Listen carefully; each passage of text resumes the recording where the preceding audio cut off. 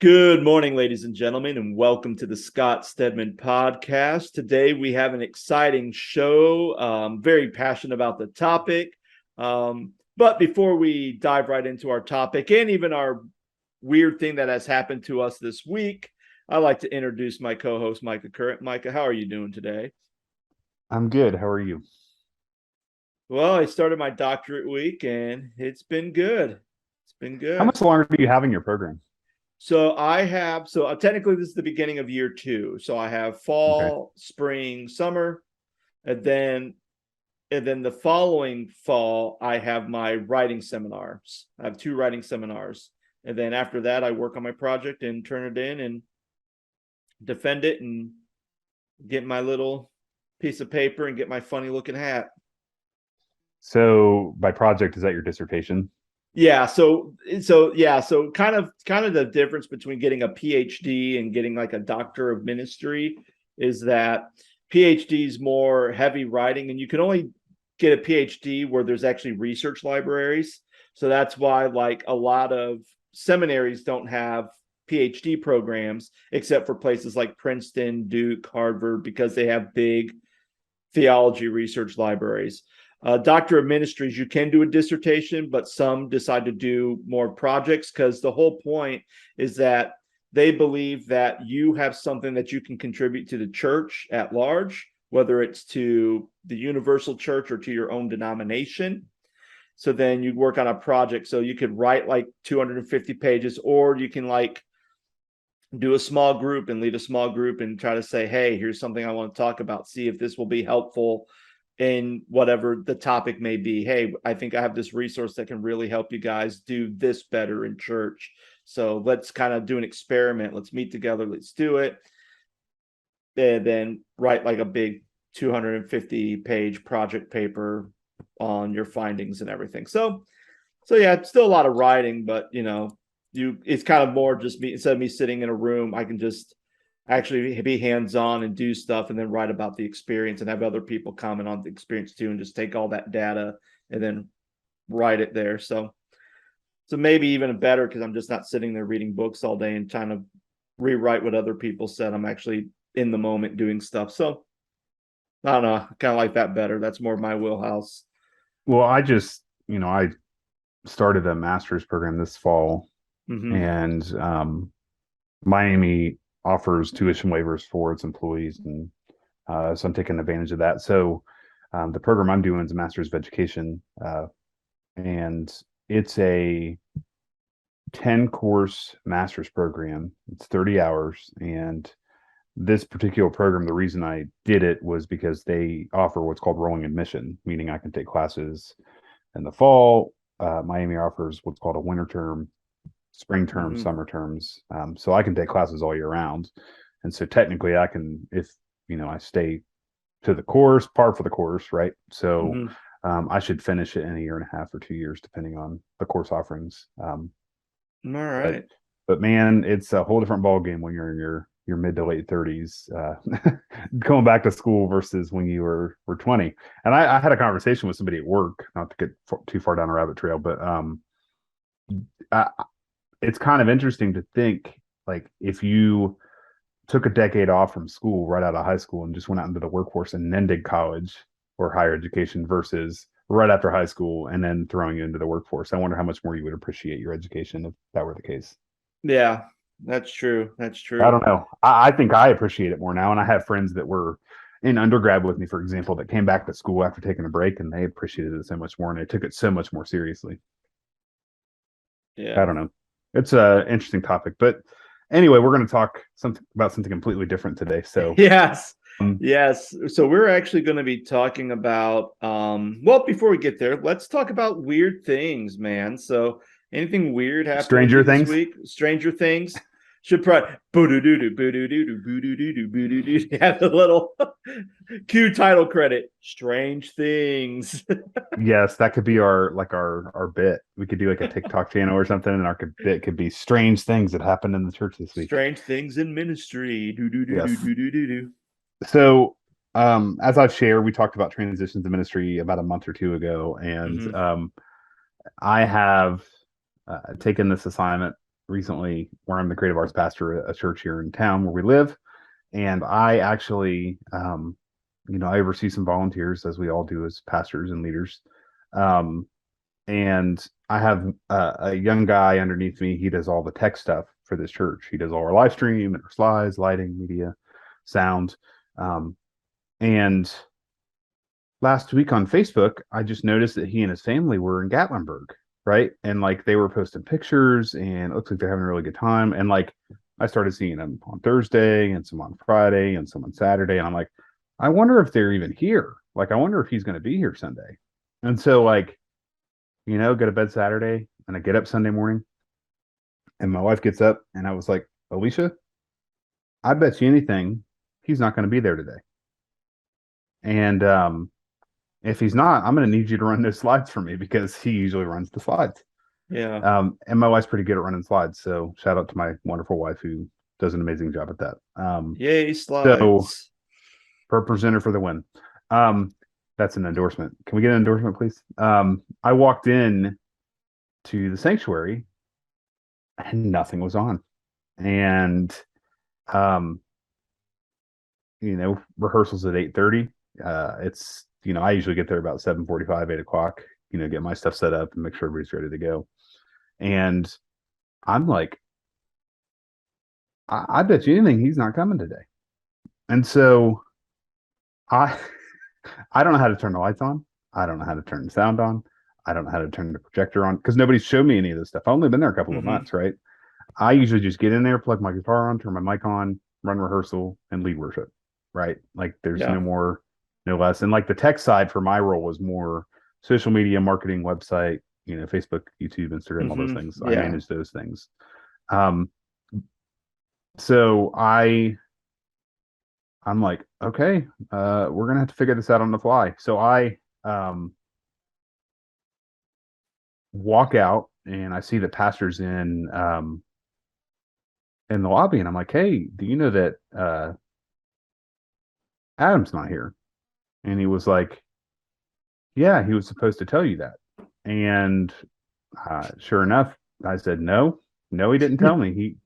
He was like, well, it was in one of the group texts. I'm like, Pastor, I'm telling you it's not. And so I pulled my phone out and I showed him the different group texts, like our worship thread, staff thread, his message and my message. And he was like, I guess he didn't tell you. And I'm like, yeah, I mean, it would be nice to know how to do some of those things.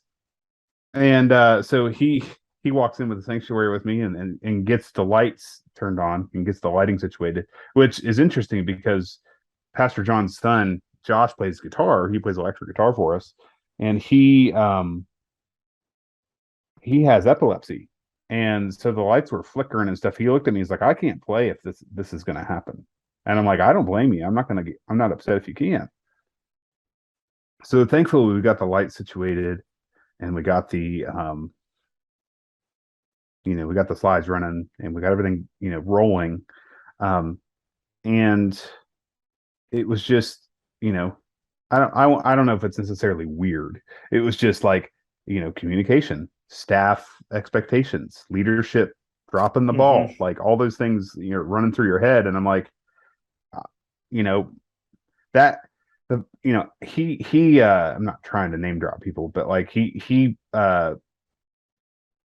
keeps stuff very close to the chest, and he hasn't shown people how to do things, and he's very kind of like, this is my area of ministry. I don't want to show people, and if I do show people, I don't want them to touch it because I'm afraid they're going to mess it up. Or I really don't know what the deal is. I haven't figured out that whole situation yet. However, it was really, really frustrating to me, and then I get flustered because hey, I've got to lead worship in about 45 minutes, and yet I still have to run a rehearsal in here too. So it was very, very strange that he didn't tell me.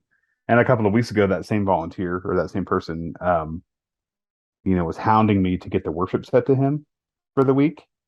And I'm like, how is that any different? You didn't even tell me. And then I saw him this morning at the church and he didn't even apologize for not being there. And I'm like, great. So anyway, that was my strange things, story, ministries, crazy, weird ministry story for the week. And Scott, you texted me over the weekend and said that you had a very, very interesting story that you wanted to share with your audience. Yes. Today. So I am waiting with much anticipation. So I'm So, ready. so I have this buddy. We both grew up in the same church. Both kind of took different paths, but both of us ended up doing ministry. And he's a couple years older than I am. So he lives out. He's pastoring out in Nebraska. Um, and usually there's times where I'll check in. I'll be like, "Hey, man, just calling to check, see how you're doing. Give me a call." Occasionally, I'll get a call like in 2 or 3 weeks from him. Usually, I'm super busy, so sorry, dude. Like, it's okay, man. I get it. Um, so occasionally, and I think maybe you may do this, or maybe you might know, but sometimes people post stuff on like social media, whether Twitter, Facebook, and you just kind of look at it and you go, okay, there's that you feel like that there's something underneath it. Like something like, okay, this person must be going through something, because you Like can just something tell. super vague, but you know that Yeah, but there's you know more that to that. there's something going on, or you kind of sense it. It's like almost like a spidey sense, almost like a sixth sense, where you go, okay, something's going on. Mm-hmm. So I just text him like, "Hey, man, are you okay?" He texts me back. He goes, "Yeah, I'm fine. Just been a rough couple.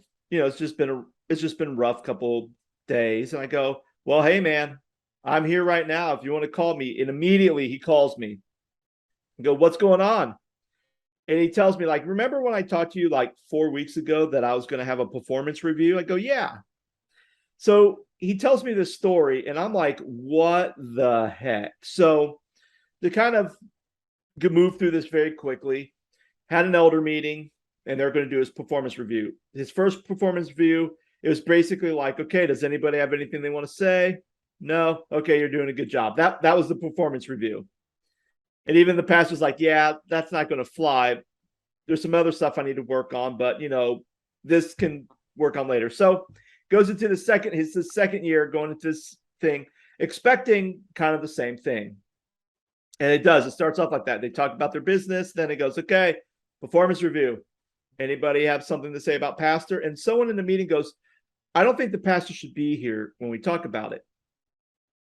So, so, so they ask him to leave, and he goes, "Okay." And then the head elder says, "Okay, we'll get back with you in like 10 days."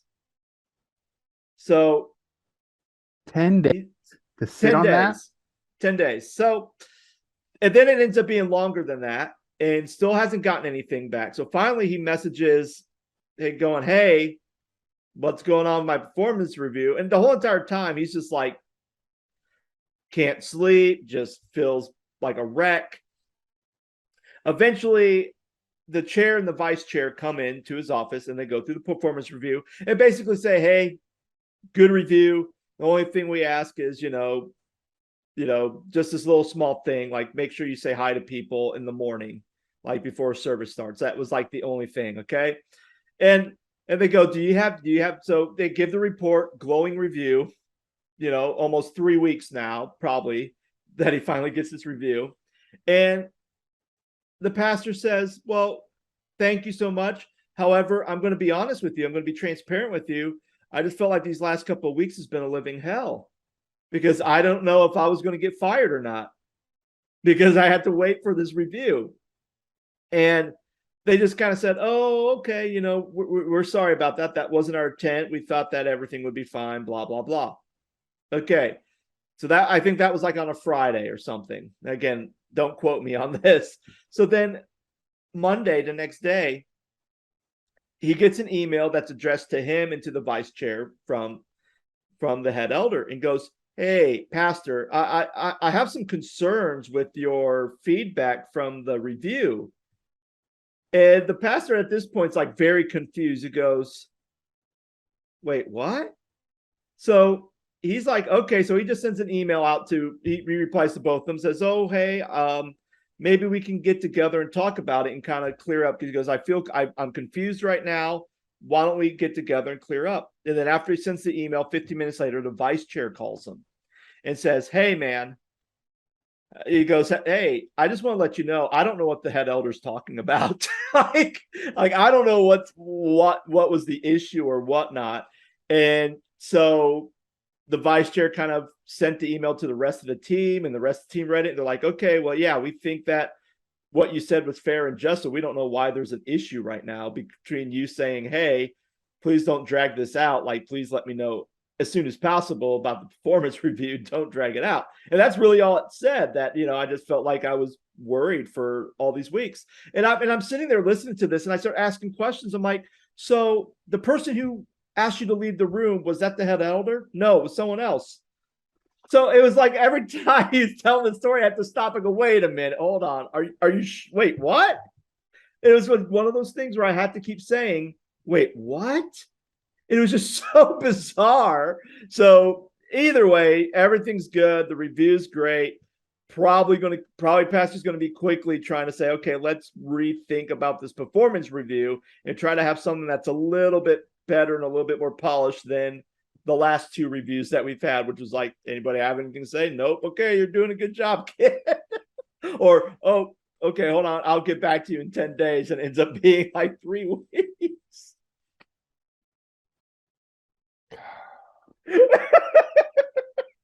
I hate to laugh at that, but I'm like sitting there going, that's insane. Yes. I mean, I would be in the same way. It was like we have a performance review and I had nothing. I'd be looking for jobs. I mean, I would too. Literally, I'd be like, oh, okay, I'm going to start putting my resume out there, because what in the world is this? Here's my resume. Here's my LinkedIn account. I'm available. What's the thing on LinkedIn? Looking for work. Yeah, looking for work. Like, hey, I'm here. Come here. Put it on Ministry Connector. Oh, nope, that's not going to work. Atlas. Oh, that's not going to work either. No, I'm joking. I don't know. I'm not in that system anymore. So. Oh, you are, Scott. Technically I am in the system. It's just I'm not using it to job hunt right now, or in the foreseeable future. I'm not. So, yeah. So bizarre, so bizarre. But it made me think about the idea of performance reviews, because I know some churches do them, some churches don't. And I thought maybe this is a good topic to kind of really dive into the wonderful world of performance reviews for churches. So, Micah, have you ever worked at churches where they did performance reviews? And have you ever had a performance review? And what was that like for you? Yes and yes. I also want to say that I work at Miami University in higher education, and they also have performance reviews. I think they do them, I think it's just once a year, or maybe twice a year, like every 6 months or so. And I find it, I want to circle back to this idea of performance reviews, but like I had one recently, I want to say in June or July, and I sat down with my boss and my boss's boss, and we just kind of went through things. And like, I get nervous in those situations, Scott. I don't know about you, but I usually get super nervous or anxious anytime I have to go to any of those things. Like, I think it's a mindset of like just being a musician my whole life, and getting nervous before going on stage, and knowing that you're going to be performing in front of people. Like, I think that realization comes to life when I go into a situation like a performance review, for example, or a meeting with bigger stakes, like a board meeting, or a meeting at work that you're going to be presenting, or even like we were talking about school a little bit ago with like presentations. If I'm not nervous, I feel like there's something wrong. However, a couple of months back, I did a staff eval, and I was super nervous, but like I work with some of the sweetest people on the planet, and they're like, you literally have nothing to be nervous about. And so I got like literally satisfactory across the board, right? I even got $1,000 bonus, right? And it was one of the first times in my life where I felt really validated, because like they trust me to do my job, right? And I just feel comfortable there. Like, I could go find another job and do something else with my life if I wanted to. And they've even encouraged me to apply for jobs. They've even encouraged me to go interview for other jobs, like within the university, right? And they said they would do references for me, and and XYZ. super supportive, right? And I think that's the model that we um, should live by. And in your friend's case, Scott, like I think it's that's incredibly frustrating. Hmm. Like my boss, when I had that review, um, put it on the calendar the week before. Hey, we're going to meet next Wednesday. We're just going to talk about your review. We're going to be in and out and done in 20 minutes. Like they were like, I had to fill out a form of like goals that I had for my job. And then they had a side of the form where they filled it out. And then we just sat down and I think we were done in 15 or 20 minutes. Right. So like it's it's crazy to think that your friend waited 3 weeks to figure out what was going on. Yeah. Um, in reference to churches, it's kind of funny that you texted me and said, "Hey, we're going to do this over the weekend." My wife and I were kind of like, Scott, you just moved, so you probably know about this, but like we're going through like closets and we're going through, things like, you know, old boxes and cleaning out our garage before the weather gets completely cold and we can't do it anymore. But like we're just throwing stuff away, we're donating stuff to Goodwill. And so like I'm actually and proof, right? I have files and papers right here of old paperwork from some of the churches I used to work at, and some of those include staff evaluations, Hmm. which I think, ironically enough, uh, for the topic that we're talking about today, but like, um, do I think they're necessary? I I, I want to lean more on the side of no, um, because I feel like it. You gave me the look. I'm saying no, no because like um, if you're working alongside these people and like you're holding each other accountable every step of the way, I don't know if you need to have those kind of reviews. Hmm. Hmm. Um, it turns into more of a to-do list and it turns into more of a gripe session and time that you don't have because there are higher stakes in life and in ministry especially, um, than to sit down for 2 or 3 hours and talk about what you could do or what you could do better. I'm more a fan of the approach to like let's walk alongside somebody and talk through stuff and hold each other accountable versus, oh, this is paperwork. Uh, is that a sort of is that a kind of performance review? I mean, I think it is. Yeah, um I'd say so. Yeah. so in reference to churches, I was talking to somebody about it the other day, but like uh more recently in the last couple of years, the church I worked at in Cincinnati, um, in 2020 and 2021, um I was there 6 months and they gave me this like updated job description and they gave me all these dates of things that they wanted things changed and changed by and the dates that they wanted them changed by. Um, I don't think it changed my job description. However, it Hmm. just was like additional responsibilities and it was kind of weird because Scott, you've worked at smaller churches and you worked. I don't know how big the church you're at now, but like uh, office hours and times when you're in the office can be a little bit more fluid, just based on need. And you have kids and your situation, and your wife's working on her degree right now and almost Hmm. finished with that. But like, so you have to be a little bit more flexible with your time. And then obviously if you're working on Sundays, do you get a couple of days off during the week or whatever, right? So like, Yeah. um, you know, this was still in the middle of COVID, and they were really like hyper focused on the fact that I came in early and left early versus working 10 a.m. to 6 p.m. or 10 a.m. to 5 p.m., which was their office hours, and they were closed on Mondays. Hmm. Um, they didn't really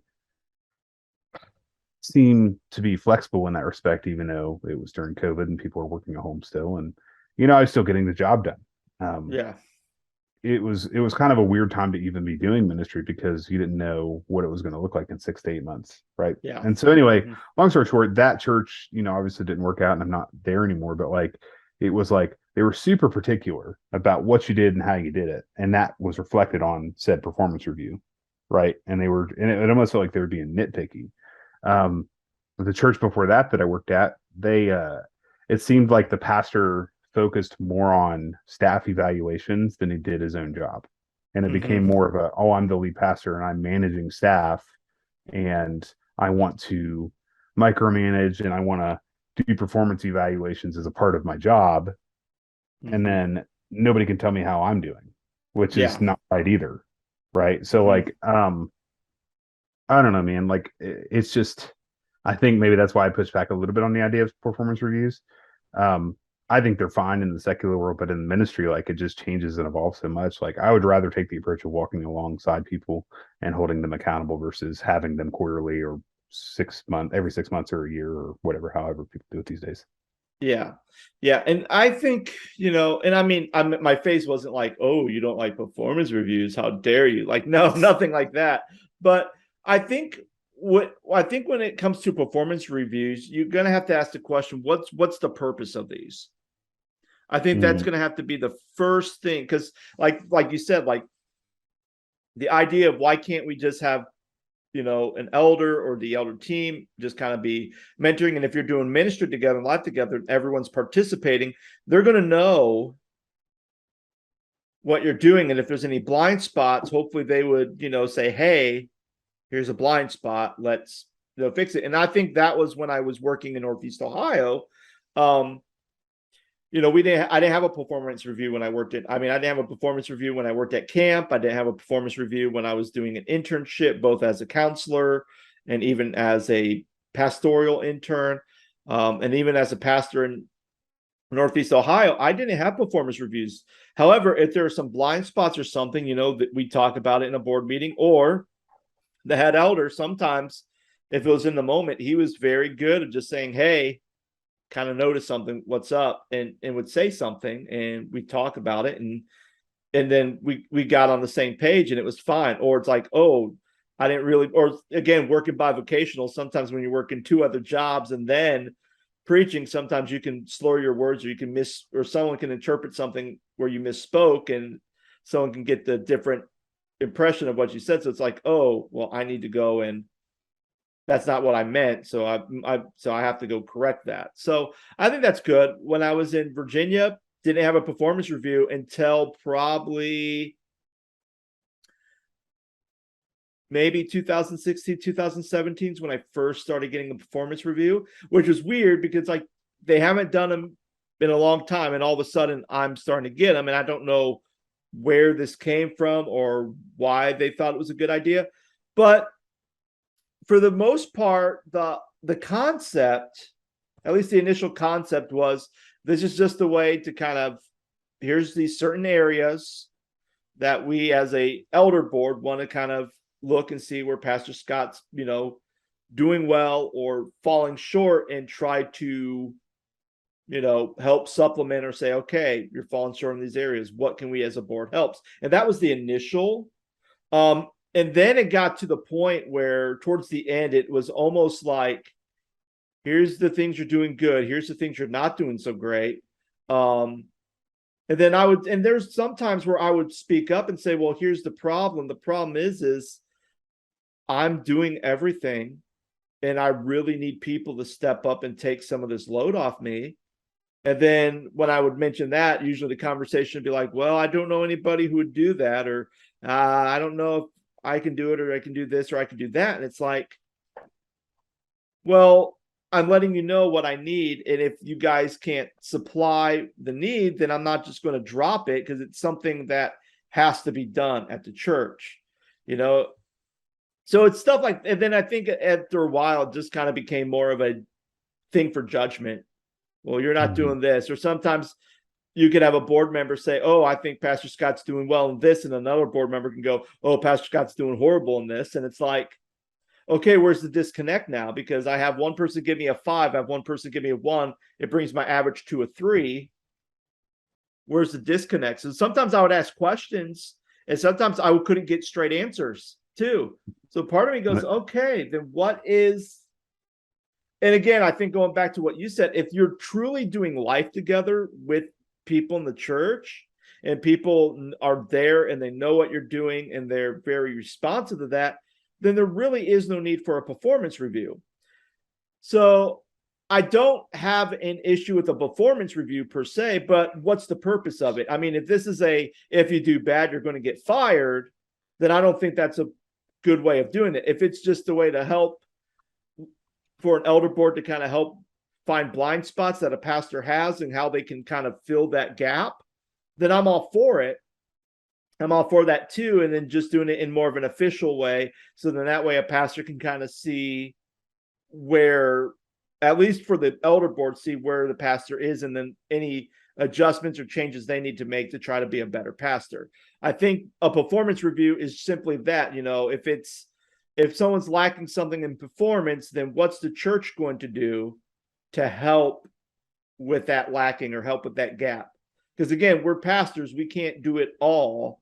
So obviously the things we can't do well, somebody has to come along beside us and do that. And I think of Moses, God gave Moses Aaron and Miriam to kind of help do ministry because Moses couldn't do it on all his own. Even Jethro was like, dude, you're going to kill yourself if you keep trying to settle all these disputes. Find some elders, find some people who you think are very good and godly, and appoint them to handle some of these disputes. And you just really handle the main ones, but these petty stuff, have someone else do it because you don't need to deal with all that. And I think We that's also invested in Joshua. Yeah, you have to invest in a Joshua and a Caleb too. Yeah. Yeah. The younger guys, and then Joshua also, Joshua took the mantle as soon as Moses died. So, but I don't think Joshua could have done that if Moses didn't invest in him. Exactly. Absolutely.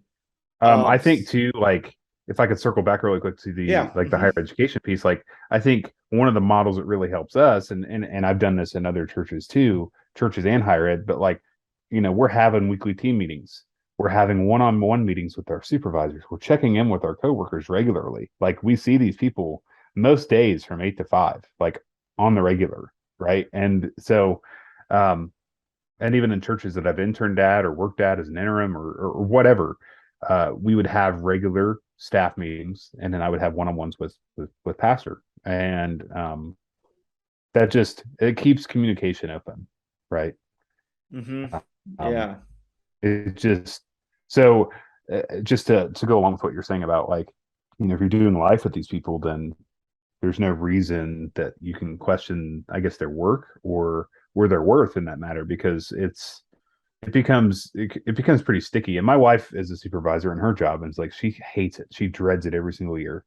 She has to do performance reviews for her staff, and she's like, I have amazing staff, but I still have to do them as a part of my job, and I dread it every year. But nobody likes performance reviews. Yeah. What do you go ahead. No, I was going to say anything. No, I was going to say what do you think, is the best way or the best practice in a church setting for, quote unquote performance reviews? Do you think it should be just between the lead pastor and his staff? Do you think it should be between the lead pastor and the elders? Do you think it should be between the elders and staff? Or do you and take a step further, what is the best model for that so that people don't feel the way that your friend did? Yeah, I'd say if you're going to do a performance review, I feel like two things are key. First of all, I'm all about transparency. Mm-hmm. So I don't want, like, if I'm going to have a meeting with my staff or a performance review of my staff, I'm not going to go and talk to the elder board, and then the elder board's going to do that with my staff. And then I'm going to kind of be out of it. Like, no, I'm going to talk to my staff about it. And I would hope that they would have the same courtesy to say, hey, I think that, pastor, sometimes you don't communicate well, or sometimes there's things you send that I need to get printed off for the bulletin or get stuff for the slides that you don't send me till, Friday. And really, I need that Wednesday, those sort of things. So it's like, okay, I think that open and honest communication is something that can be talked about. The second thing is, if you're going to do a performance review with another person, I don't think you should ever tell the person that you are doing a performance review not to be in the room. I feel like that, because already you have already created a culture where things are secret, and you again eliminate transparency, and you break that trust, and you break the trust, because then at the same time, like, well, then who do I trust on my team? If I'm being told I need to leave the room so that everyone can have gossip hour about what Pastor Scott does, then that's not good. That's well, if those awful. elders are supposed to be brothers and sisters in Christ who you believe Yeah. you're supposed to do life with and walk alongside with, and people that you can go to and ask questions, the Mhm. deep and hard questions in ministry to. Why would you get asked to leave the room? Exactly.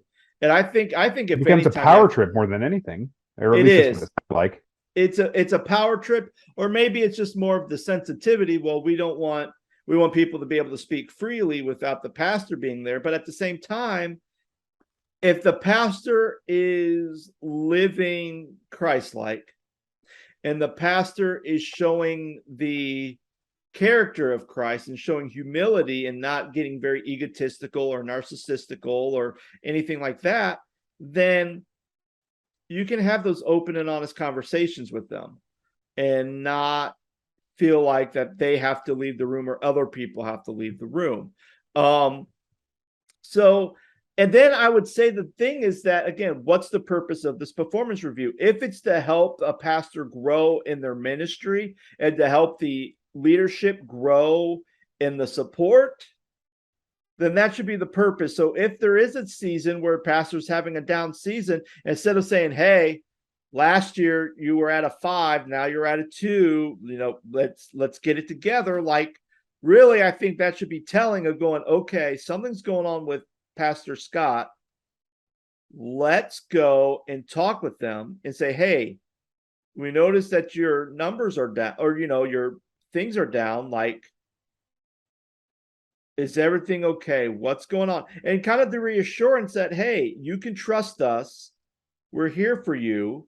If you're struggling with something, we as a church are here to support you, that's here to build you up, to help you and assist you in any ways. So if you are struggling with something, we want to say, okay, you're struggling with this. Maybe whatever that may be, maybe you do need to take time off. Maybe we, as an elder board, drop the ball. We need to pick it up and pick up some slack, or maybe, or even encourage the pastor, hey, if you know some people in the church that you think are good fits, ask them to do it. And if they can't do it, then maybe that's something that we as an elder board have to say, well, we're not going to do this ministry anymore.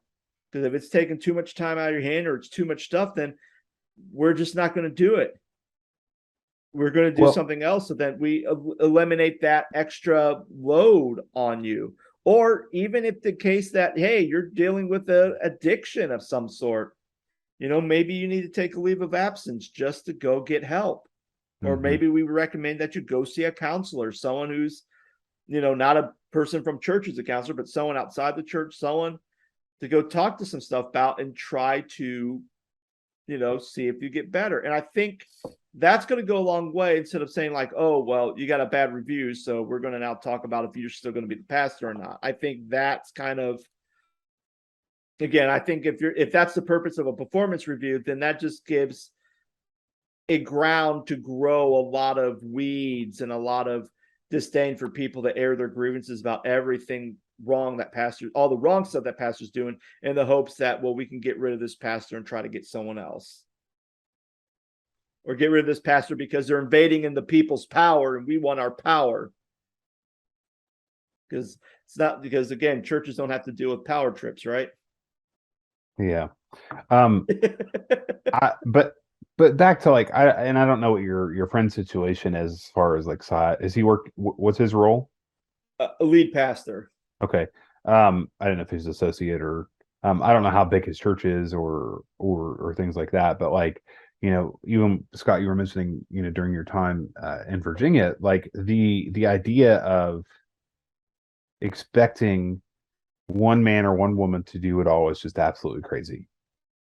Mm-hmm. And it, it's hard enough to have the weight of the world, so to speak, on your shoulders, and trying to write 52 sermons a year, trying to, you know, write small group curriculum, trying to plan events, and this is all in the circumstance, in the circumstance if you are leading a smaller to mid-sized congregation where you can't afford additional staff. Um, that's where volunteers and elders need to step up and be the church. And my wife will be the first to tell you that like one person knowing everything is the most dangerous thing you can do in leadership. Mm-hmm. And that means simply just write it down. Like, recruit volunteers, teach them how to do things, walk alongside them. They're not going to be perfect. It's not going to be perfect, and that's okay. Um, and I think to go along with that, I think that's why so many pastors and leaders walk away and get burned out, because they just feel like there's just this preconceived notion that they have to do everything. And if not, they're going to get a quote unquote performance review. And usually Hmm. those end up in feeling like, hey, I'm not welcome here anymore. I need to, like you said, Scott, look for another job, or post a resume, or throw some resumes out there just to see and make sure that I'm in the right place. Yeah. Um, it's a super sad situation that I feel like it needs to be remedied. Um, and I think there's so many churches that need good leadership and then don't have it. And they're missing the mark because they're stuck in the ideology of, hey, step out in the hallway, kid. We got it. Hmm. Like, you're not bringing that person along. How old's your friend? Older than me, so I'm probably Well, 42, 43. but like, even then, like, sometimes there's this whole generational thing that we talk about, but like, he may be in a room of elders that are like in their 50s or in their 60s, people that are older than he is. And, you know, there's that intimidation factor. There's that we know better than you factor. There's, this is what I would do factor. And then, like, it's no wonder pastors want to leave the ministry all the time. Hmm. Um, it's just, and I'm not saying like, no, don't do performance reviews. And I'm not saying don't do some sort of accountability, but like, because, God knows we all need that. And God knows we all need that, we need to walk alongside and do life together. But like, in the situation that your friend found himself in, like, that's just not okay, because, you know, I can't imagine the anxiety and the anguish that went alongside that, because Yeah. like, Hmm. it's um it's a bit, I don't know, it's a struggle. And it breaks my heart to see so many young leaders and pastors go through that even now. Like, and I say that even now, like, somebody who's in their mid 30s, like, I have grown up in the church and I've seen the church and I've Hmm. worked in the church, and there's times where I'm like, what are we doing? How is this Yeah. glorifying God? And, Hmm. and I tell you, Scott, it's not. Yeah. Absolutely. And I think that's the big thing, because I feel like with the amount of pressure that pastors have from outside the church walls, Hmm. within the church walls, families and everything else, the last thing you need with all the pressures and dealing, trying to navigate through all that stuff and even their own personal stuff, is to have this performance review kind of be like this guillotine that's going to drop on your head, and you don't know if it's just going to stop midway, or if someone's going to shoot the rope, or if someone's going to, or it's going to go all the way down and off with your head. It's kind of, it's something that I think that, again, if you clearly lay out the purpose of why you're having a performance review and what it's supposed to do, then you need to stick to it. And if the performance review is something that is not kingdom like or not biblical, then get rid of it. Don't use it. You don't need a performance review. And maybe for some of the elders, they need to kind of get up off their butts and actually start doing life, and stop feeling like, well, we're just going to sit around and talk about things and not really do life with the pastor that we are say that we support, but in actuality we don't. We just want to have control and power over that pastor with our performance review. Yeah. I think it's funny, we're talking about performance reviews slash pastors and leadership. Like I said, I was going through stuff in our house, and I actually found this book that I got a couple of years ago called Leadership Prayers by Mm-hmm. Richard Kriegbaum. And I flipped open the page just to see if I had bookmarked or written any notes in it while we were talking. And it flipped right open to the chapter entitled Weariness. And it talks about, uh, I'm weary of the adversary, weary of the relentless expectations, and weary of not having a life outside of the organization. I'm weary of explaining things over and over, and weary of acting cheery and positive when I feel tired and confused. Mm. It was not always this way, Once the effort felt joyous and even exhilarating. I think it can be that way again, and I can learn from the Spirit how to walk humbly with you rather than proudly ahead of you. Please give me all the strength I need to lead well, and I will be content with that. I will not try to force the results I want. I confess, I'm worn out, my God. My spirit is weary. I need your renewing strength. And so many pastors and leaders feel that, right? And they don't need the pressure of oh, here's performance review. And I feel like, do you feel like that leadership teams, elder boards, management hold that stuff over people's heads?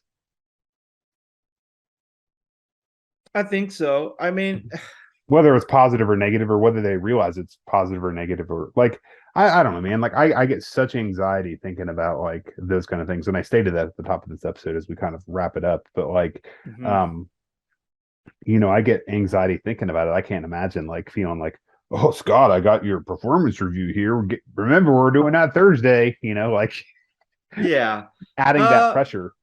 Yeah. And I think if anything, doing an annual review is bad, because here's the thing. And it goes back to your earlier point in this, when we start talking about this topic, if you see something, a misstep that the pastor's doing, say something.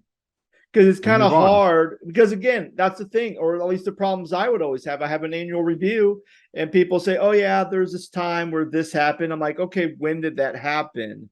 And what was the situation? Because clearly I don't have any recollection of what that was, or any clue, or I may have a different side of the story than that. And then when you ask the questions and I go, oh, I don't know. And again, everyone's kind of being secretive because no one wants to admit, well, this is why I said this, and here's what I saw.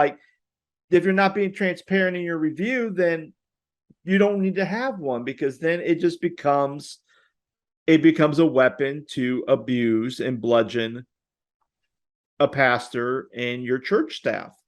And I'm not for that. Right. Yeah. So things we got to work on.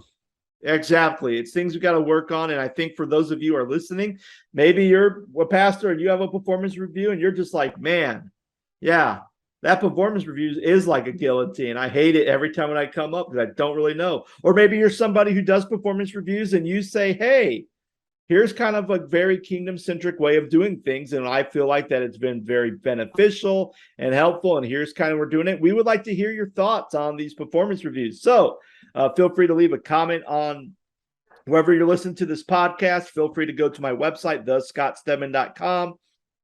Shoot me an email, and if you shoot me an email or a comment, we'll definitely read them. We'll definitely read them on our next podcast to kind of talk a little bit more about, are performance reviews good for you, or are they kind of a pain in the butt for you in your ministry context?